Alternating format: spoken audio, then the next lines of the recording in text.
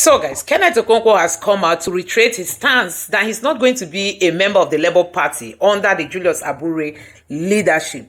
Kenneth Okonkwo said he is a member of the Labour Party, but not under Julius Abure, rather under the caretaker chairperson of NENA. We know the lady who was appointed by Peter Obi and Alex Oti together with other Labour Party stakeholders. Now, there was this speculation saying that the Tinubu's government is busy planting moles among other political parties so that they will weaken all these parties ahead of 2027 presidential election. And we've seen that playing out because guess what? All the key opposition parties are having some level of crisis. And one keeps wondering, is this how they are going to go to this battle?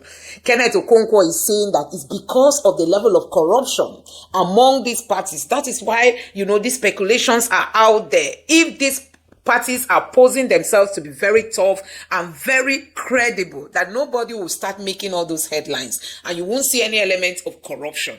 Don't also forget that Kenneth Okonkwo has always criticized the Labour Party that it's not doing much, in posing itself as an opposition. Specifically, he called out Peter Obi, saying that he is not doing his work the way he's supposed to do it, considering the level of, crooked means through which these politicians want to stay in power. That Peter Obi needs to be very strong in order to dismantle these APC cabals who are not ready to leave power. Even if they lose election, they will always have a way to claim that they won the election. So Kenneth Okonkwo has been that person that has always been calling out for, tough opposition. So guys, I'm going to allow you to take a look at what he said during this interview on the way forward as we look forward to, start talking about elections for 2027, coming very soon. All those things are what we'll start talking about because guess what? Tinubu will soon be 2 years in office. And once they complete their 2 years, the remaining 2 years is more of like, the next election. That's how things work, even if they've not achieved anything. So guys, just take your time, watch this video and let me know your honest reaction to everything Kenneth Okonkwo said in this video. Just take a look for yourself. Well, thank you very much. You're still a member of the Labour Party. Yes, I am a member of Labour Party, but that's not the Labour Party under Julius Abure. No, okay. no. So which Labour Party are you under? I am a member of Labour Party under the Progressives of Labour Party. Okay, who's the national chairman of Labour Party? Of Labour Party. Well, for me, the national chairman is the caretaker chairman, who is nnamdi Usman. So, because that's the one that all the stakeholders of Labour Party appointed to be their chairman. Democracy is government by the members of the political party, not one person using the instrumentality of the court or using instrumentality of brigandage to proclaim himself as chairman. That's unacceptable. That's undemocratic. You see, that's the dynamic that we keep seeing with political parties. We're seeing that even with the People's Democratic Party, where a court order and then party constitutions seem to be at variance. Some people are more loyal to, it's a party, we're supposed to do these things by ourselves. But then there are other people who feel, look, this wasn't addressed. I'm going to go get a court order that gives me what I need, which I think is the right thing. So that person comes with a court order, and then there are people who are still loyal to what the party constitution says, which I think is what is going on as well in the Labour Party. What's the way out? If we're unable to get the two people, the tables to come together, how can we now trust that you can handle a country as complex as Nigeria? Well, let me actually continue by saying good morning, Nigerians, and thank you for joining us. Now, I've always made it clear that I would never blame the ruling party for anything that is happening in the opposition party. Because excuses and successes do not go hand in hand. I listened to His Excellency Atiku Abubakar saying that the ruling party gives 50 million naira to the opposition party. I was not ashamed of the ruling party. I was ashamed of the opposition party. You're actually indicting the opposition that they are very corrupt. If there is no willing receiver, there will be no available giver. It is a legitimate political weapon for any association, party, or country to use whatever means to destabilize the opposition or opponent. I mean, it's not like Nigeria spying on Niger Republic. And you're telling me, for instance, that if there are people from Niger Republic who are accepting the money of Nigeria to sell their own country, then you are coming to blame Nigeria for doing what they should do. Opposition has not lived up to the expectation of the Nigerian people, and they should own up, take responsibility of that failure, and go back amongst themselves and do the right thing. Reject the ruling party's offer to destabilize you, because it is in their own political interest to destabilize the opposition. But the opposition allowing itself to be destabilized shows that they are incompetent and corrupt. What is going on in the opposition party is because of the opposition party, not because of the ruling party. In 2023, when we convinced Nigerians that there should be a change of government, we rejected every entity from the ruling party. There is nobody in opposition that is very popular, that is very focused in what is doing, that will not be enticed by the ruling party. It is whether you accept it. So when you accept it, don't come to begin to blame the ruling party. Look at what is going on in PDP, for instance, as what you said. Some people came out as G5, worked against the interest of the party, not covertly, but overtly. Yeah. And everybody saw it.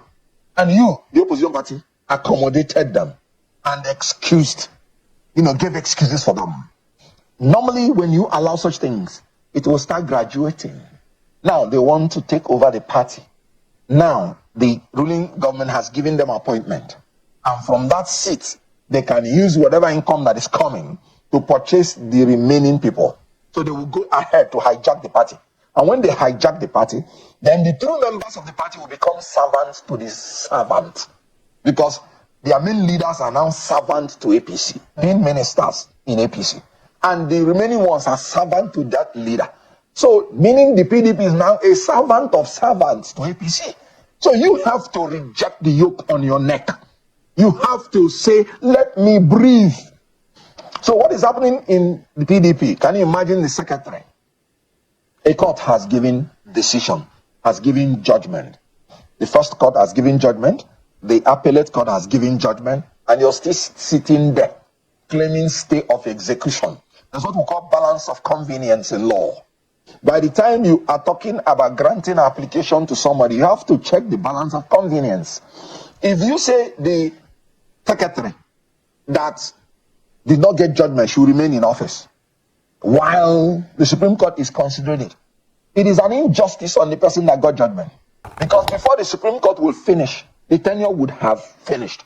No, the person that has judgment of a court should take possession, pending if you go and get contrary judgment, because the balance of convenience is in his favor. It will be an injustice. I don't want us to miss that thought, because that was a sticky point. We will continue, but that was a sticky point yesterday when we were having a conversation here with former spokesperson of the PDP, Kolo Logbonio. And one of the things that he mentioned really was the fact that, look, a stay of execution is not infinite. It doesn't last forever. He was saying that lawyer, so you're a lawyer. Yes. Explain to me how a stay of execution works. Can it be overridden, as we have seen with the People's Democratic Party and the BOT? Right. In one case that I was involved in Court of Appeal, we won the case. And somebody brought an application for stay of execution in the Court of Appeal. And we were saying, this is like coming from the back door to make the Court of Appeal to overrule itself. If you have anything against the judgment, appeal to the Supreme Court. The Court of Appeal granting a stay of execution is like saying that we were wrong in our judgment. Now, stay of execution also does not operate against a declaratory judgment. Declaratory judgment is simply saying you are the owner of this building. This title belongs to you. So what are you saying? It's declaratory. Now again, you have the right to appeal to the Supreme Court. As for accelerated hearing, not using the instrumentality of a stay of execution to overrule a full judgment of the court. And again, I learned that even the stay that they had was pending the hearing on the next day, on the next adjourned day, and that day had gone. So the BOT of PDP, and let me admit that they are actually moving towards the right direction, because if you don't insist on the right thing, then the wicked and ignorant people will take over your party and mess it up for you. So the BOT, the organs of the party, they are actually even coming late.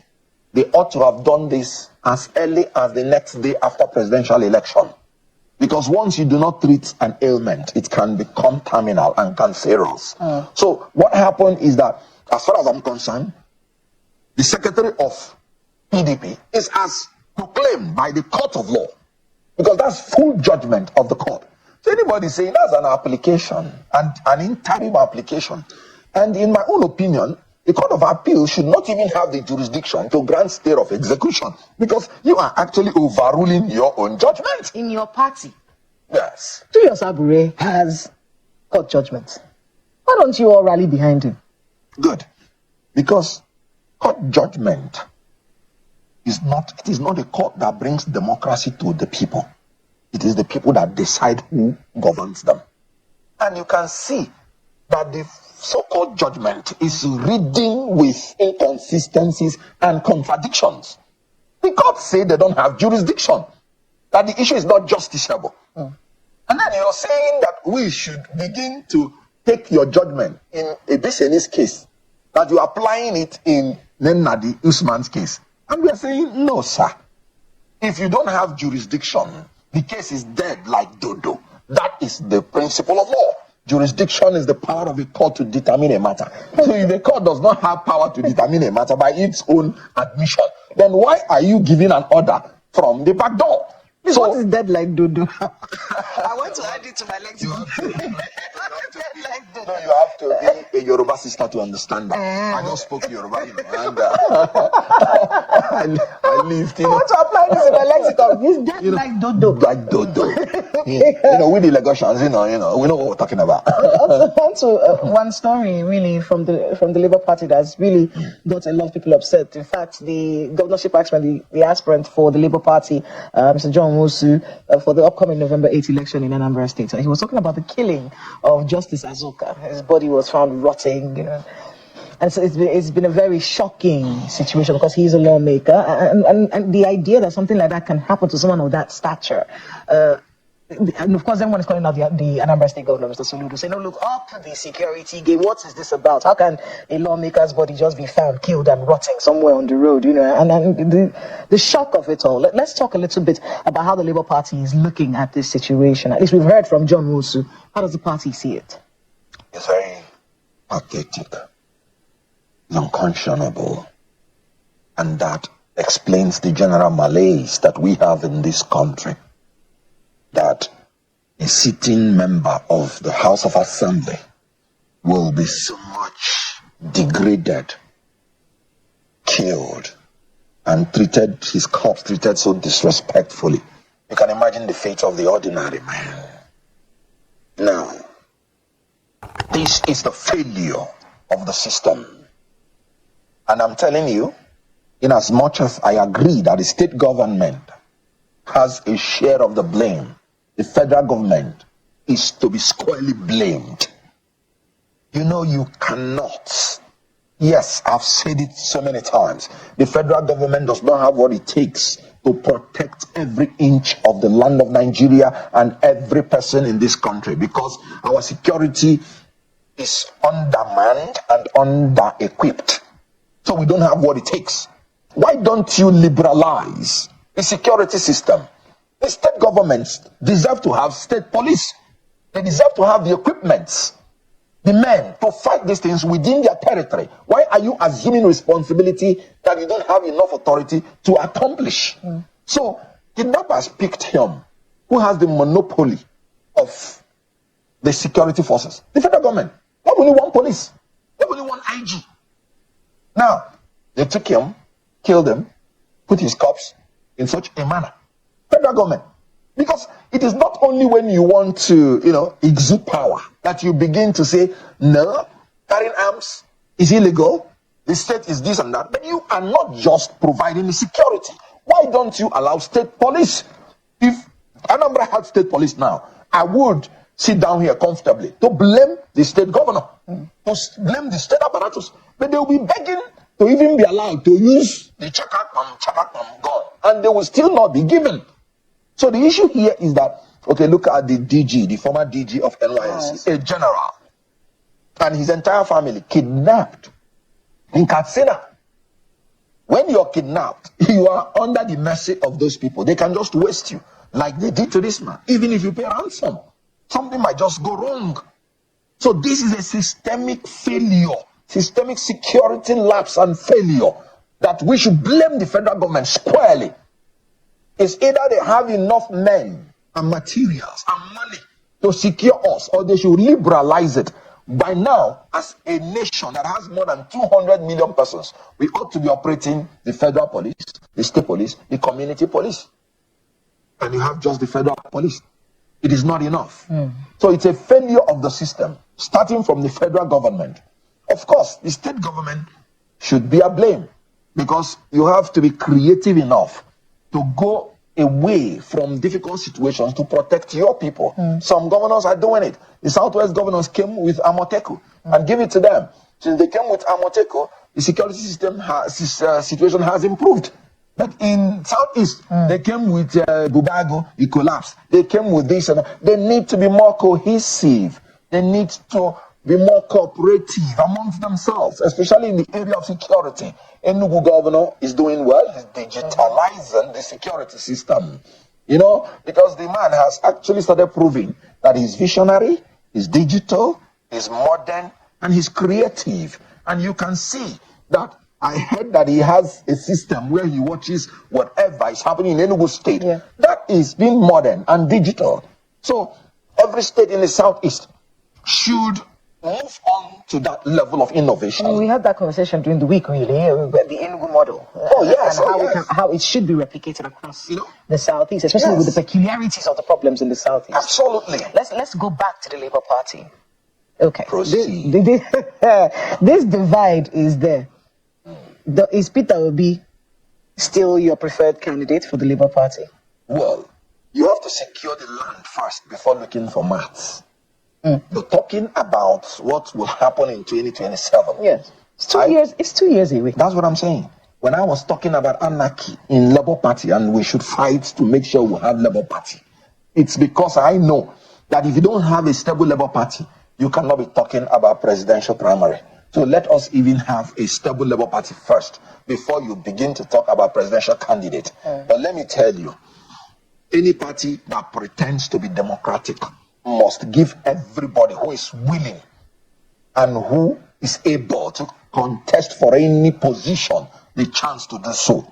I've always said it, even when I was a spokesperson, that no ticket should be reserved for anybody. That would be very undemocratic. But if you have a stable political party, you will see that leadership evolves. In America, who in the Labour Party is going to be contesting this presidential ticket with Peter Obi if he decides to run even on the platform of the Labour Party? Who in the Labour Party would be interested in running against him, to get the presidential ticket? Good. Like I said, let us have Labour Party first. For me, in my own opinion, you said there were Labour Party is not existing. Now, PDP has problems. Labour Party is non-existent because it's purporting to have a leadership that did not emanate from the people. I was the presidential spokesperson. I was not aware that we were doing a convention. So which convention brought the executive you're talking about? If I that speak was not aware of a convention held, then you can imagine the ordinary Labour Party members. So as long as you are saying that there is a leadership under Abure, I put it to you that there is no leadership under Abure. So it's either there is a leadership under nnamdi Usman, or in my own opinion, there is no Labour Party. I have said it and I'm saying it. At any point in time, that by crook or by any way, Abure succeeds in establishing himself as national chairman, that is the day that I end everything about Labour Party for myself. I have said it and I'm saying it again. You will leave the party? I've already left. That's the issue. Once it is Abure, I said I am not a member of Labour Party under Julius Abure. So I've already left. Will this impasse? Yes. I'm trying to think of any way it can be solved. My brain is not. The only way it can be solved is for the court to do the right thing. It was not Labour Party. Will you people get this thing together? Will this party be together and ready for 2027? Talk about, our conversation today was supposed to be about the role of opposition and how Labour Party can be providing the proper opposition, and of course we're watching the PDP and other parties as well. How can the Labour Party be providing proper opposition in our democracy if they don't have their house together. That and the fact that would they be together come 2027? But now, let me put it this way. It was not even Labour Party that said Abure is not the national chairman of Labour Party. It was INEC. INEC told the world that this man and his so-called executive did not organize a convention known to law. INEC is the supervisory body. And you're telling me one court said and one court... Sorry. In the Constitution, the court is not the supervisory body to political parties. INEC said it, and they provided evidence.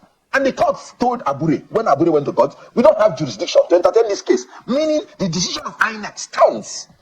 And when there is no leadership, according to INEC, what happens is that the people have gone to choose a caretaker committee to now organize the convention. It ought to be a very simple thing. But because the so-called executives must have been aligning themselves with the ruling party, in my own opinion, and that's why I said you should not blame the ruling party.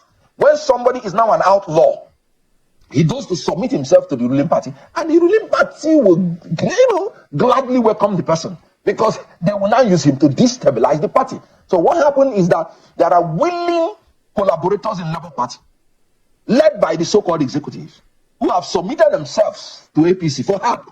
The ruling party. Do you have any proof? And they are being used. Is there actual proof that these people... Do you have names? Now, Are you able to point particular people who have done... Proof. Okay.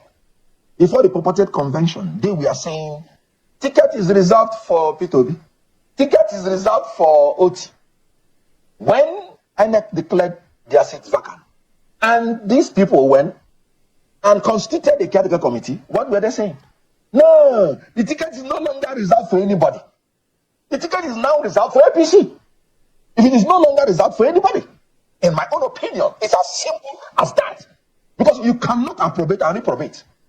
You cannot say you're reserving this ticket for this person when you were not having problem. Then you start having problem, and you're saying you're abandoning the person. So who are you now liaising with? And then the court will give a judgment and put one sentence that is an abracadabra, and nobody will understand. Imagine saying a court saying, I'm hearing that the first time in my life as a lawyer. A court is saying this case is not justiciable. This case we don't have jurisdiction. But we're standing on the judgment of another case with different parties before the court. It's not done. So you have the hand of Esau and the voice of Jacob. And once there is no consistency, you will know that somebody is beating the drum, that people who are on the bank of the river are dancing. I mean, it's a very shocking situation. It is shocking. I knew we were going to get to this if we do not nip it in the bud. I told Abure then, go and conduct a convention known to law. If you win, so be it. I don't have any interest. I am not contesting for any post. I am simply looking for rule of law. I am simply looking for good governance in this country. And if we came to show Nigerians that we are the alternative that will produce the integrity they need, how can we, if our party is not doing well, how can we convince Nigerians? I am not the man that will sit down and start painting things the way they are, because it's good governance that took me to politics. I just told you about what Governor Mba is doing. I am not in PDP. Look at what Governor Obasani is doing in Kaduna State. He's APC. But look at how he has managed the ethnic diversity and religious diversity, and is bringing peace and saving lives. That is what leadership is. Telling the people what they should hear, not what they want to hear. Look at what Zulum is doing in insecurity in Borno State. You can see that the insecurity situation, no matter the flare up from time to time, is improving. Look at the former governor in Niger State. Look at how he is focused on agriculture. He say his name is even farmer governor. I mean, with these examples that look at what Fubara is doing in River State. With these examples that you're giving, they cut his. Are you sure that you will still be? Because I've been waiting for you to say Alex Otis. Yes. And you have not said Alex Otis. No. My question is, are you sure you will not defect? Now, I don't like hearing the word defection. Okay. Yes, what he will say is, are you sure you will not resign from Labour Party? And are you sure you will not resign from Labour Party? Good. And I'm telling you, join another party. As it is now, I have already left if Abure is the chairman. Okay. My words are very simple. Okay. I am a member of Labour Party. Yes. But not under Julius Abure. Okay. So, by any crook, if Abure managed to, because this is Nigeria, I would have told you it's impossible if we were not in Nigeria. But because we are in Nigeria, when a case is in court, unfortunately, anything is possible. If he manages to wangle himself and becomes national chairman, it's automatic. You know me, I've always said it. Never does not belong to me. It belongs to God. So I don't use the word never. Because we are dealing with human beings, especially a collegiate set of human beings that have no integrity.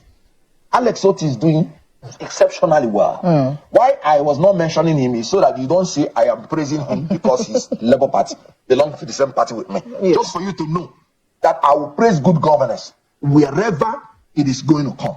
We are trying to launch a movement for good governance by March 1st. Yes. Where we are going to get the best of leaders in Nigeria to come and lecture us on the secrets and strategies of how they have been providing good governance despite the challenges. Look at Fubara. They cut off his statutory allocation. He kept moving. No sector was denied. They cut off local government allocation. He kept moving. Prudent management of resources. I mean, our time is far spent, and unfortunately, I do have. So guys, you have seen it for yourself. Kenneth Okonkwo is saying that the Labour Party as an opposition has to sit up. But still, he's not going to be a member of the Labour Party should Julius Abure remains the Labour Party chairman. Meaning that Kenneth Okonkwo might end up never to come back to the Labour Party.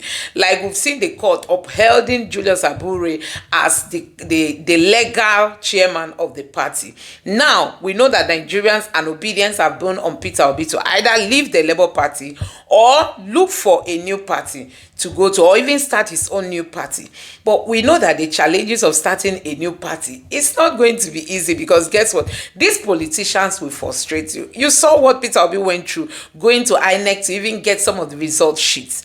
They can use any instrument to just delay all the process. And then at the end of the day, you'll be caught in the middle of the road. You don't know whether to go back or to come forward.